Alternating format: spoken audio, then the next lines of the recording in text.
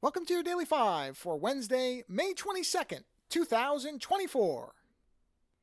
Some of you have likely seen the news stories around Scarlett Johansson's successful lobbying for OpenAI to remove the Sky voice from their ChatGPT 4o, O as in, I guess, Osiris or whatever, version of the software, which was demonstrated last week, beginning of last week, I think on Monday.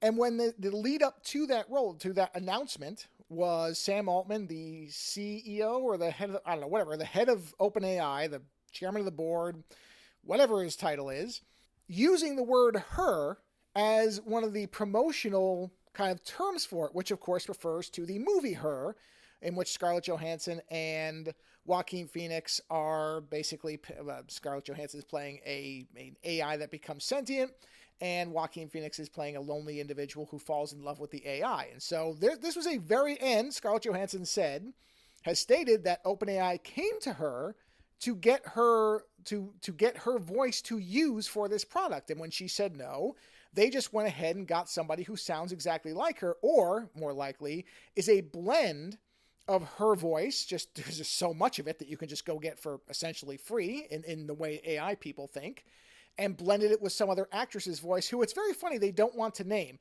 Now, some people have said this person doesn't exist. I do believe that this other person exists. They likely found somebody who had a very similar voice, and I think they're right to conceal her identity because she would likely get an avalanche of hatred from Scarlett Johansson fans. So I understand why they don't want to release that name. But more importantly than all the rest of this surface level crap is there are people who think that there should be absolutely no guardrails on this stuff, that you should just let these tools consume everything. That's the only way for them to advance, and that to try to slow them down is being regressive and being a Luddite, and you're anti-technology and all these other garbage terms they throw out. And the problem here is not the tools. It's never been the tools. I've said variations on this over and over, and so have others, and it remains the most important point to make about these things, is it's not the tools that are the problem. It's the people who control the tools, which at the current time are all private industries and private owners who absolutely do not care about anything other than either making a name for themselves or making money. And that's why there has to be at least some type of regulation of these things. Anybody who says otherwise, that, oh no, that makes you a doomster, I've heard that term thrown around too, that if you have any apprehension about these tools and what they're going to do, that you're a doomster, as opposed to maybe having a legitimate and moderate concern over what these tools will do, because this stuff keeps happening. We keep seeing that the people who are in charge of these tools are not to be trusted. How many Sam Altmans, Elon Musk types, how many Mark Zuckerberg, how many of these types of people are we going to see come and go where we know that they do not have good intentions? I'm not saying they're evil, they're not devils or anything like that, but they clearly do not have any interest outside of their own involved.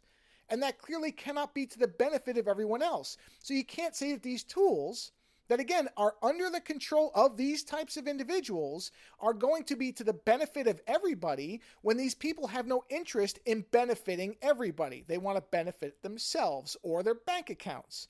So that's the problem with people who are AI optimists, who think, oh, we're all going to have a transformed life because these tools are going to make everything better. No, they're not. I mean, I shouldn't say it that way. They're not going to just for free, with no cost and with no potentially negative downsides, suddenly transform the planet, because the people in charge of them, if you think that the funniest part of all this to some degree is that people, the people who are in charge saying there should be no guardrails, no regulations, except there already are. They are the regulations because they control the tools. And again, how many of these stories do we need to see? How many times do we have to see that the people with the levers of power do not have the public's best interest in place before we start saying maybe there should be at least some type of scrutiny of what's going on here, some type of limitation done on what these tools can and can't do, or at the very least, maybe just a bit of oversight by a broad spectrum of people with diverse interests to make sure that we don't have a Sam Altman, Elon Musk, Mark Zuckerberg type that are suddenly in control of something that we're all relying on. I know that makes me sound like I'm anti-AI, which I am not.